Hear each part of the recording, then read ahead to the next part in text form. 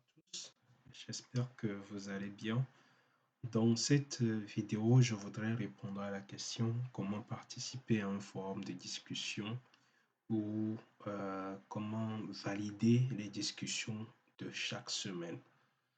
Avant, je voudrais préciser que les discussions qui sont lancées pour chaque semaine font partie des critères d'évaluation et vous devez y participer pour avoir une note.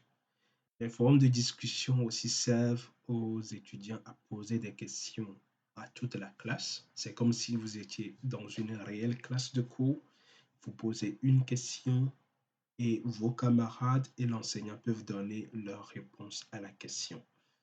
Donc, sans plus tarder, nous allons voir comment d'abord participer au forum de questions standard, c'est-à-dire ce que l'enseignant a lancé pour chaque semaine. Je suis dans mon espace de cours et j'ai deux cours comme vous pouvez le voir. Ici, je vais sélectionner le cours LA101. Voilà. Je suis dans le cours, je suis à ma première semaine. Je clique là-dessus et je descends jusqu'à discussion de la semaine 1. Pour chaque semaine, à l'exception des semaines d'évaluation, il y a une discussion qui est posée. Vous verrez l'icône rouge qui marque cette discussion-là. Et c'est très important de retenir discussion semaine 1. C'est standard pour chaque semaine. Les questions que les enseignants posent se stipulent et se titrent comme ça. Discussion semaine 1 ou discussion semaine 2. Dès que je clique sur discussion de la semaine 1, je vais voir l'ensemble des discussions que l'enseignant a postées et les discussions que les étudiants également ont postées. Ici, vous verrez que, par exemple, ici, il y a mes questions, c'est posé par l'étudiant ici. Et lorsque vous posez une discussion, le titre se met de ce côté et celui qui a lancé la discussion se met là. Nous allons nous intéresser premièrement à la discussion semaine 1, comme je l'ai dit tantôt, qui est le format standard où les enseignants, pour les questions posées par les enseignants. Et vous verrez ici que l'enseignant, le docteur Tokojak, a posé une discussion à laquelle les étudiants doivent répondre. Pour participer, il vous suffit de cliquer sur discussion semaine 1. Et vous lirez d'abord le titre ici, ou bien la description de la discussion qui est, après avoir suivi la vidéo, veuillez proposer votre propre définition de la relation d'aide et ensuite réagissez à la définition de deux autres étudiants. Alors, pour participer, il vous suffit de cliquer sur répondre et quand vous cliquez sur répondre, vous verrez que vous avez un espace où laisser votre réponse. Je vais taper ma réponse donc. Ma réponse est après avoir suivi la vidéo, ainsi de suite. Je ne vais pas donner tout ça, c'est juste pour vous donner un exemple. J'écris tout ce que je pense et toute la définition qui me passe par la tête après avoir suivi la définition. Et après avoir écrit ma réponse, je clique sur envoyer. Et voilà. Puisque je suis la dernière personne à avoir répondu, ma réponse se trouve tout en bas. Et c'est après avoir suivi la vidéo, etc. Maintenant, il m'est demandé de réagir à deux réponses de deux étudiants différents. Qu'est-ce que ça veut dire? Ça veut dire que je mets en comparaison les réponses que j'ai données et ceux des autres étudiants.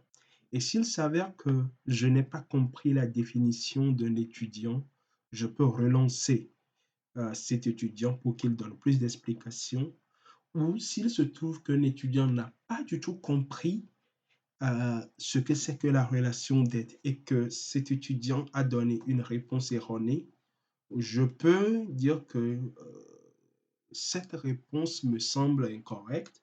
Toutefois, je voudrais avoir plus d'explications là-dessus. Voilà, voici une réponse qui a été donnée par un étudiant ici. je vais cliquer sur répondre. Et quand je clique sur répondre, je peux également écrire mon message comme il faut. Il est clair que je ne vais pas poster celui-ci parce que j'écris de n'importe quoi. Et après avoir fini, je vais cliquer sur envoyer. Et ma réponse va se retrouver en dessous de la question qu'il a posée. Tenez par exemple ici. Cet étudiant a donné une réponse et cet autre étudiant a relancé la définition et a relancé la question, je veux dire. Du coup, vous verrez que sa réponse est en grand ici et la discussion relancée par un autre étudiant est juste en dessous. C'est imbriqué en dessous. Vous pourriez répondre à autant d'étudiants que vous le voulez et vous pourriez relancer autant les étudiants qu'il faut. Si les discussions deviennent houleuses, l'enseignant pourra tempérer les questions. Ça, c'est la première partie de la chose.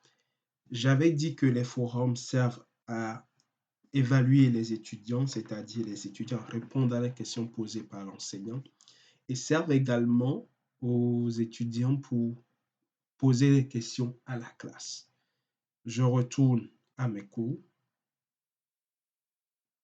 Je suis en train de suivre mon cours et je me rends compte qu'il y a une partie que je ne saisis pas vraiment et je voudrais avoir l'avis de mes camarades ou l'avis de l'enseignant.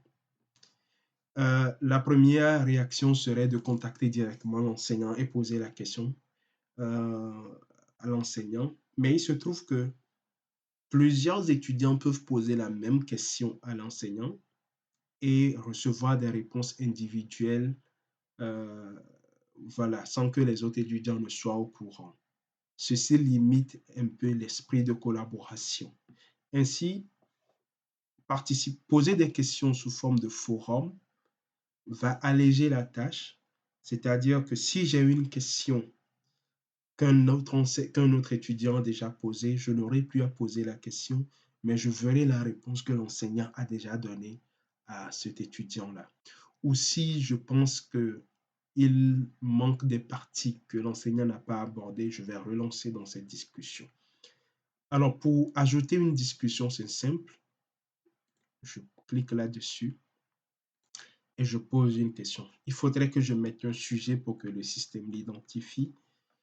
Je vais mettre par exemple question relative à la vidéo. Et peut-être dans la vidéo, il y a une partie que je n'ai pas bien compris. Je pose la question. Je voudrais, s'il vous plaît, avoir plus d'explications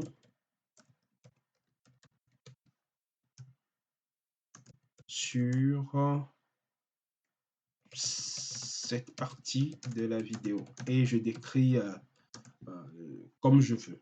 Et après, j'envoie la question. Lorsque j'envoie la question, elle va se positionner tout en haut. Et vous verrez que le titre de la discussion, question relative à la vidéo, est posé là. Le nom de l'étudiant, puisque j'ai mis un nom là-bas, SoftGray. Et c'est le dernier message. Personne n'a encore réagi, du coup, j'ai 0 réponse ici. Lorsqu'un étudiant va se connecter, il aura juste à cliquer là-dessus, à lire et à répondre. Donc, les étudiants peuvent poser autant de questions qu'ils le souhaitent et recevoir autant d'avis différents. L'avis de l'enseignant sera peut-être le baromètre des discussions, mais ça ouvre vraiment le débat en classe, ça ouvre vraiment les discussions. Une dernière chose que je n'ai pas abordée et dont je me souviens, après avoir répondu à la question posée par l'enseignant, ici, discussion de la semaine 1, je reviens ici. Puisque j'ai déjà répondu, j'ai droit à toutes les réponses qui ont été données et même certaines réponses justes que des étudiants ou d'autres promotions ont posées. Vous pourriez également avoir accès à cela. Du coup, cette vidéo, c'est pour répondre à comment participer et comment lancer une discussion. J'espère qu'elle vous sera utile et si vous avez des questions, n'hésitez pas à nous contacter. Que Dieu vous bénisse.